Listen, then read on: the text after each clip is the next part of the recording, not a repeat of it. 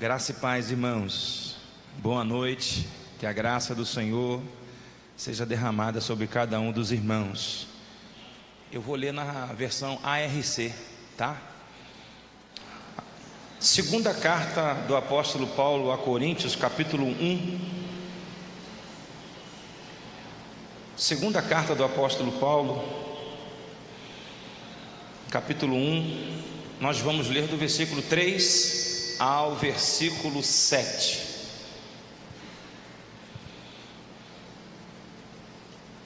Diz assim a palavra do nosso Deus: Bendito seja o Deus e Pai do nosso Senhor Jesus Cristo. Grave isto: Pai das misericórdias, grave isto, e o Deus de toda a consolação, que nos consola em toda a nossa tribulação, para que também possamos consolar os que estiverem em alguma tribulação, com a consolação com que nós mesmos somos consolados de Deus.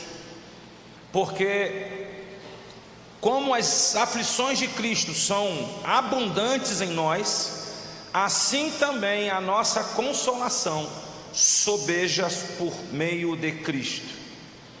Mas se somos atribulados, é para a vossa consolação e salvação.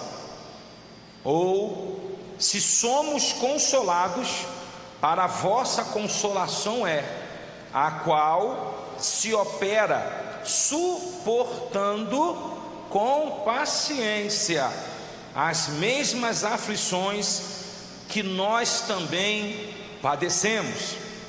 E a nossa esperança acerca de vós é firme, sabendo que, como sois participantes das aflições, assim o sereis também da consolação.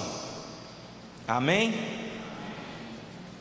Vou apenas recitar de novo o versículo 3: Bendito seja o Deus e Pai de nosso Senhor Jesus Cristo, o Pai das misericórdias e o Deus de toda consolação.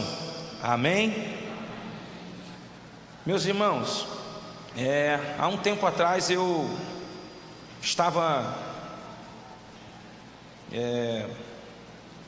numa situação, e ali eu comecei a ler a palavra, e ao ler a palavra de Deus, Deus me deu essa mensagem. Eu não sabia quando, nem onde eu estaria usando essa palavra. A mensagem que eu vou trazer nessa noite fala de consolo e refrigério em meio às lutas, às dores, às aflições, às tribulações, às angústias. Ou seja, no meio disso tudo que eu acabei de citar, existe, embora em alguns momentos a gente não perceba, existe a misericórdia, o consolo e o refrigério de Deus no meio de toda essa situação.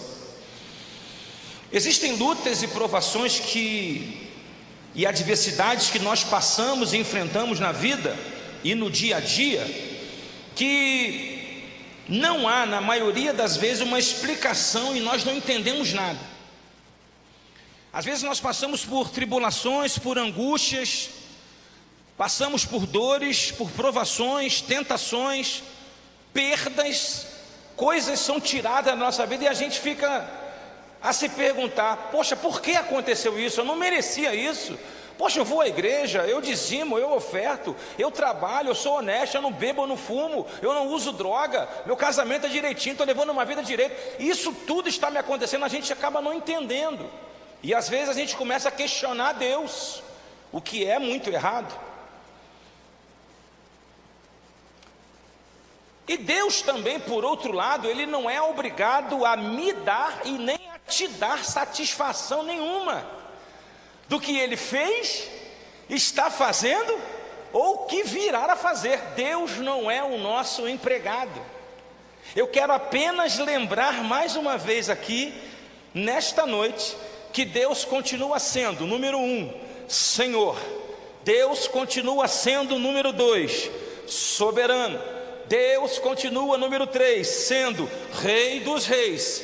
Deus continua sendo número 4, Senhor dos Senhores. Deus continua sendo 5, Alfa e Ômega. Deus continua sendo número 6, princípio e fim. Deus continua sendo 7, Leão da tribo de Judá. Amém ou não amém? Deus, ele é soberano. Deus não é um atendente que fica atrás do balcão só esperando qual é o seu pedido. O próprio Pai Nosso nos diz: Pai nosso que estás no céu, santificado seja o teu nome, venha teu reino, seja feita a tua vontade. Embora Deus, ele não é obrigado a nos dar nenhuma explicação ou satisfação, quem já entendeu isso, diga amém. Deus não é obrigado a me dar, nem te dar nenhuma explicação sobre o que ele faz, ou deixa de fazer, ou está fazendo, ou vai permitir que aconteça algo contigo e comigo. Deus não é obrigado a te dar nenhuma satisfação. Embora isso é uma verdade, embora isso não tem como nós fugirmos disso, Deus não é obrigado a nos dar nenhuma satisfação ou explicação dos porquês dos nossos sofrimentos, angústias, adversidades, provas. Está bastante claro para todos nós, dentro da sua palavra, que é inerrante, é a palavra viva do Deus Todo-Poderoso. Está dentro da sua palavra que ele jamais, mesmo diante de todo o caos que você e eu possamos estar passando, ou já passamos, ou iremos passar, ele nunca disse que nós passaríamos por isto só. Amém? Então, se nós estamos cientes de que apesar de tudo que possa vir a acontecer conosco, ainda que nós não entendamos o porquê, ou Deus não queira explicar o porquê estamos passando por isso, uma coisa é certa dentro da palavra dele: em todas as coisas, em todos os momentos, em toda e qualquer situação, ele está dizendo: sozinho vocês não ficam. Quando a gente lê a palavra em Mateus 28, diz, quando ele ressuscita, ele diz: é-me dado todo o poder nos céus e na terra. E aí ele diz assim: eis que eu estou convosco. Aí ele diz: todos os dias, até o final de todas as coisas. Deus está contigo nessa quarta, Deus esteve contigo ontem, Deus vai estar com você amanhã, se o amanhã chegar. Deus vai estar contigo semana que vem. Deus esteve contigo em 2024, em 2020, em 2018. Deus está contigo, Ele não te deixa só. Em nenhum momento Ele te desampara, ainda que você não entenda o porquê você está passando por isso. Ele está dizendo: eu estou convosco. Quando a gente lê o Salmo 23, tem um pedaço que diz assim: ainda que eu passasse ou atravessasse ou andasse pelo vale da sombra da morte, não temerei mal algum. Sabe por quê? Porque tu estás comigo. Quando a gente lê Isaías 43, a Bíblia diz: ainda que eu passe pelo fogo, ainda que tu passe pelas águas, fique tranquilo, o fogo não vai te queimar, a água não vai te afogar. Por quê? Porque eu estou contigo. Ninguém está dizendo que a gente não vai passar pelo fogo ou não vai passar pela água. Toda hora estamos passando pelo fogo, toda hora estamos passando pelas águas, mas uma coisa é certa: seja no fogo, seja na água, Deus está conosco. Sadraque, Mesaque e Abednego foram lançados na fornalha de fogo. Quem é que estava lá no meio da fornalha? O Deus que está aqui nesta noite. Bendito seja o nome do Senhor. Quando o povo de Israel passou pelo meio do Mar Vermelho, por entre as águas, quem é que estava lá com eles no meio daquela situação? O Deus que está aqui nesta noite. Quem concorda, diga amém. No texto lido nesta noite, Paulo cita a Deus como Pai das misericórdias. E essa palavra misericórdia, ela está no plural, ou seja, se está no plural, significa que são infinitas, que são milhares e milhares sobre nós. Paulo fala que Deus é o Pai das misericórdias, no plural. E estas misericórdias todas aqui, que são infinitas, incontáveis, milhares e milhares e milhares, está aqui nesta noite no templo, visitando a tua vida nesse momento. Quando a gente lê Lamentação de Jeremias capítulo 3, versículo 21 a 23, diz assim: quero recordar, quero trazer à minha memória aquilo que me traz esperança. As misericórdias de Deus são a causa de nós não sermos consumidos, aniquilados e destruídos. Por quê? Porque as suas misericórdias não têm fim, e elas se renovam a cada manhã. Aleluia, aleluia, aleluia. Você acordou de manhã, as misericórdias se renovaram. Bendito seja Deus. Quando a gente lê no Salmo 23, versículo 6, olha o que a Bíblia diz: bondade e misericórdia me seguirão. Só na segunda? Só na quinta? Só na quarta? Só em 2025? Não. Bondade e misericórdia me seguirão todos os dias da minha vida. Então lá vai para tu dar um amém bem forte para a glória de Deus. Você acordou de manhã, você foi ao banheiro, a bondade e a misericórdia te acompanhou. Você trocou de roupa, a bondade e a misericórdia te acompanhou. Você desceu o prédio, a bondade e a misericórdia te acompanhou. Você foi trabalhar, voltou, a bondade e a misericórdia te acompanhou. Você está aqui nesta noite e a bondade e a misericórdia está aí atrás de você. Oh, glória a Jesus, bendito seja o nome do Senhor. Quando a gente lê Efésios capítulo 2, eu estou falando das misericórdias. Paulo diz que Deus é o Pai das misericórdias. Efésios no capítulo 2, do versículo 4 ao 8, Paulo diz assim: Deus é riquíssimo em quê? Em misericórdia. Deus não é pobre na hora do assunto misericórdia. Quando se trata de misericórdia, Deus não é mesquinho, Deus não é miserável, Deus não é pobre. Deus é riquíssimo em misericórdia. E Deus nos deu vida quando nós estávamos mortos, éramos mortos por causa do pecado, e que Cristo nos ressuscitou e nos fez assentar nas regiões celestiais. Olha o que Deus fez.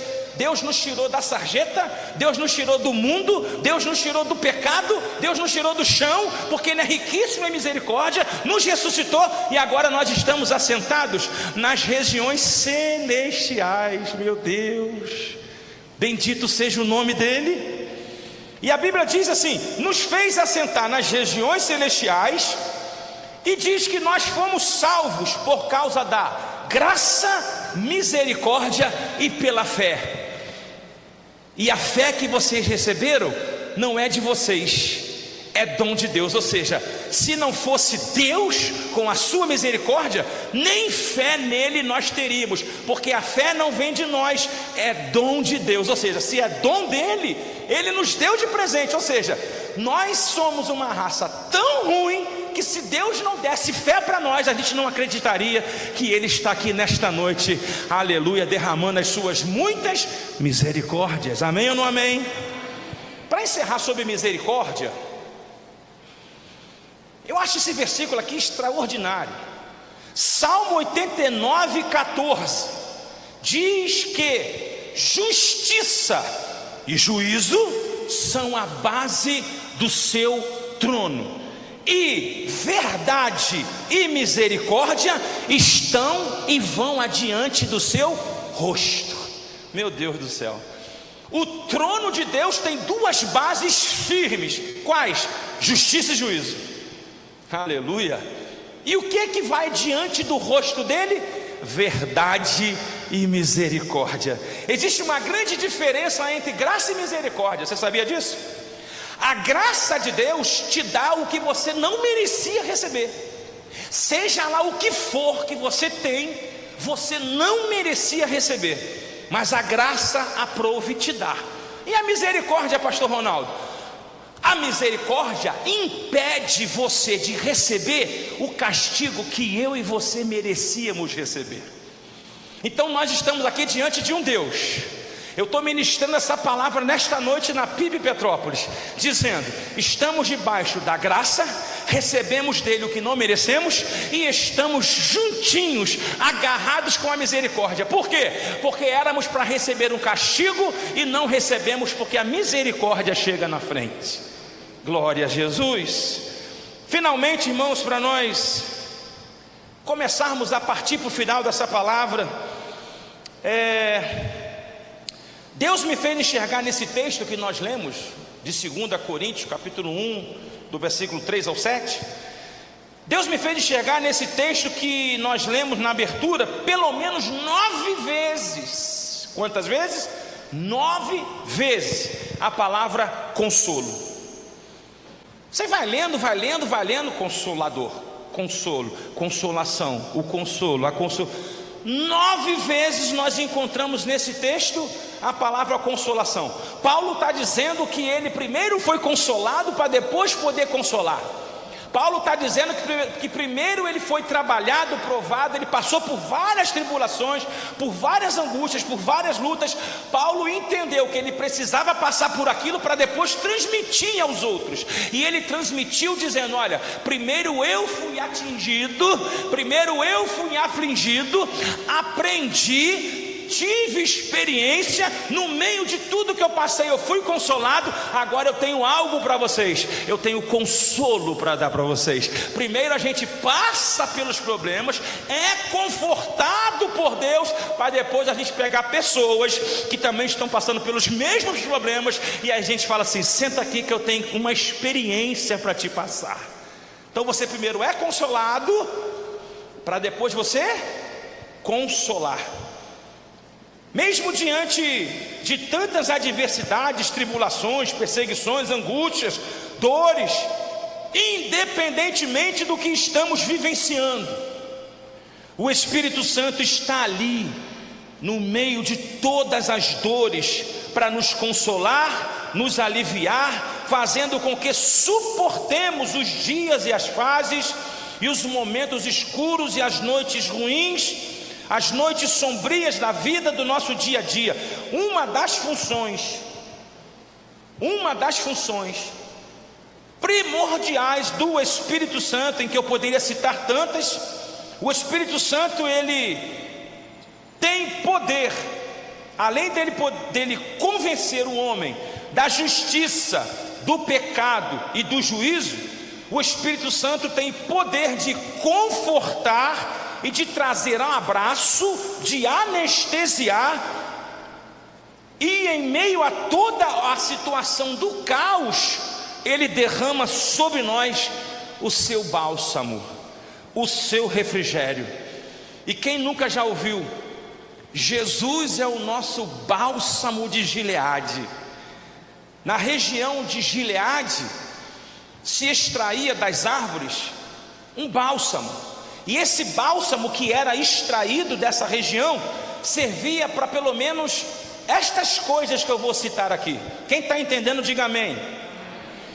Limpar as feridas, tirar o mau cheiro, aliviar a dor, fechar, curar e cicatrizar feridas. Vou repetir: o bálsamo de Gileade, quando era extraído, a finalidade desse bálsamo era limpar as feridas, tirar o mau cheiro, aliviar a dor, fechar, curar e cicatrizar as feridas. Jesus é exatamente o bálsamo de Gileade. Ele, aleluia, ele limpa as feridas, ele tira o mau cheiro, ele alivia a dor, ele fecha as feridas, ele cura as feridas e ele cicatriza as feridas. Quem nesta noite vai receber esse bálsamo na sua alma, em nome de Jesus, diga: eu vou receber. Diga: eu creio que eu vou receber. Jesus é o nosso bálsamo de Gileade. Glória a Deus. Quando a gente lê a Bíblia, João 14, já estou partindo para o final, já estou encerrando. João 14, quando você lê do 16 ao 18, Jesus está dizendo assim: eu rogarei ao meu Pai que não vos deixe só, mas que Ele envie outro Consolador, para que esteja convosco, Espírito esse que habita em vós e está conosco. E tem uma coisa: independente do que vocês estão passando ou vão passar, eu nunca vos deixarei órfãos. Sabe o que Jesus está dizendo? Sem proteção de pai, sem proteção de mãe, sem a minha proteção, sem a proteção do céu, vocês não ficam. Eu sou ajudador, eu amparo, eu abraço, eu te estendo a mão direita, te tiro de onde você está, te abraço e digo: tu és meu. Glória seja dada ao nome do Senhor. Sozinho você não fica, independente da situação que você está vivendo, independente das dores emocionais, físicas, psicológicas, independente de tudo que você já passou, das perdas, né? Parece um exemplo bobo. Você vai ao dentista para tirar um dente. Se você tirar um dente sem anestesia, você não suporta, você não aguenta. Mas se o dentista for profissional, ele vai anestesiar o local. Ainda que você perca o dente, você não vai sentir nada, porque você foi anestesiado. Ainda que você diga: eu perdi, me foi tirado isso, eu não estou entendendo nada. Ei, a anestesia do céu, chamada Consolador, vai fazer amenizar essa perda e essa situação. Mas sozinho você não fica. Amém ou não amém? Quando a gente lê Mateus 5, Jesus diz assim: mais bem-aventurado e felizes são os que choram na presença do meu Pai. Por quê? Porque enquanto eles estiverem chorando, serão consolados. Tenho certeza que nessa noite, ao ouvir essa palavra, você já está se sentindo consolado. Tenho certeza que nessa noite a sua alma já está refrigerada. Como não citar esse texto? Mateus 11, do 28 ao 30: vinde a mim todos vós que estáis cansados, sobrecarregados, e eu vos aliviarei. Tomai sobre vós o meu jugo e aprendei de mim, porque sou manso e humilde de coração, e encontrareis o que para a sua alma? Descanso. Por quê? E encontrareis descanso, alívio, repouso, sossego para as vossas almas, porque o meu jugo é suave e o meu fardo é leve. Ou seja, se o jugo é suave, dá para suportar. Está vendo essa minha gravata aqui? Ela pode estar um pouquinho apertada, mas se eu quiser afrouxar um pouquinho, eu afrouxo. Jesus está dizendo assim: tira essa gravata aí e deixa que eu dou uma aliviada aí. Bendito seja Deus. O meu jugo é suave, e o meu peso, o peso que eu carrego, o fardo que eu carrego, e o meu fardo é leve. Quem pode dar um glória a Deus? Salmo 23, 4 diz que a sua vara e o seu cajado me consola. Eu não sei o que você está vivendo, eu não sei aonde você está apanhando, quais são as suas dores, as suas angústias, mas quando Deus entra com uma palavra, ainda que ela te bata, ainda que você seja exortado, mas a verdadeira pregação, a verdadeira palavra, primeiro ela te exorta, depois ela te edifica, e no final não dói, porque ela traz refrigério, ela traz consolo. Salmo 30, verso 5: o choro pode durar uma noite. O problema é passar a noite toda chorando sem a presença dele. Mas até chegar a parte da manhã tem um processo. Enquanto o amanhã não chega, porque a Bíblia diz: o choro dura uma noite, mas a alegria vem pela... Só que até chegar a parte da manhã tem um processo. E quem é que está no meio desse processo da noite? O Consolador. Glória a Jesus. Eu começo a encerrar a palavra dessa noite. Eu não poderia deixar de encerrar essa palavra sem o apóstolo Paulo em 2 Coríntios capítulo 12, a partir do 7. O apóstolo Paulo subiu ao terceiro céu. Lá ele viu visões, coisas extraordinárias. Demorou 14 anos para poder abrir a boca, para poder contar isto. Impactou a vida dele, mudou mais ainda a vida dele. Ele viu um pedaço da glória, ele viu um pedaço do que é lá.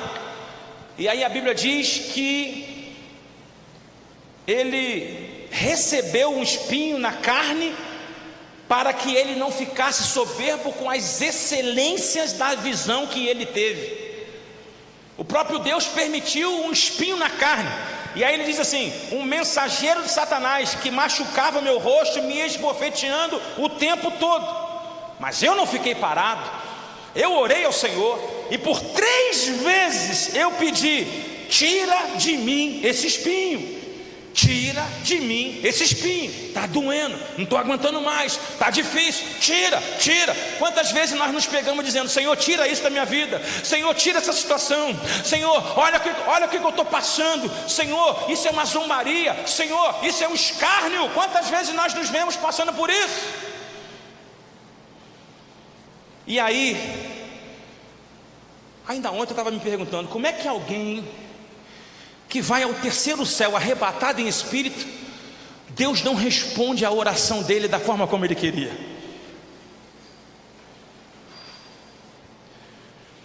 Por 3 vezes pedi: tira esse espinho da minha carne. Olha a resposta do nosso Deus, do Deus que nós estamos adorando aqui nessa noite: não tirarei o espinho da tua carne, Paulo, mas a minha graça, a minha misericórdia, o meu Espírito Santo no meio dessa situação te é o suficiente para você suportar. Portanto, a minha graça te basta. O que é que Deus está dizendo? Não vou tirar, não vou resolver, mas vou aliviar. Eu estou com você nessa situação. Quando ele ouve Deus falar isso, ele: então de bom grado, posso passar por qualquer coisa, está tudo bem, porque agora eu entendi que quando eu me sinto fraco, então eu sou forte. Você pode repetir comigo: eu sou forte. Glória a Jesus. Não consigo deixar de ver nesse texto que nós acabamos de ler o Espírito Santo confortando Paulo, porque ele está com espinho na carne, ele está passando por um problema terrível, é mais uma grande tribulação que ele está passando, e ele acha que Deus vai tirar, e Deus diz: não vou tirar, mas também é o seguinte: eu vou aliviar, e você vai conseguir passar por essa situação, porque o meu Espírito Consolador está convosco. Porque dentro dessa palavra, minha graça te basta, significa: o que você vai receber de mim, você não era digno de receber, mas como a minha graça dá o que você não merece, a minha graça te basta, porque o meu poder, Paulo, se aperfeiçoa no meio da tua fraqueza. Curve a sua cabeça, feche os seus olhos.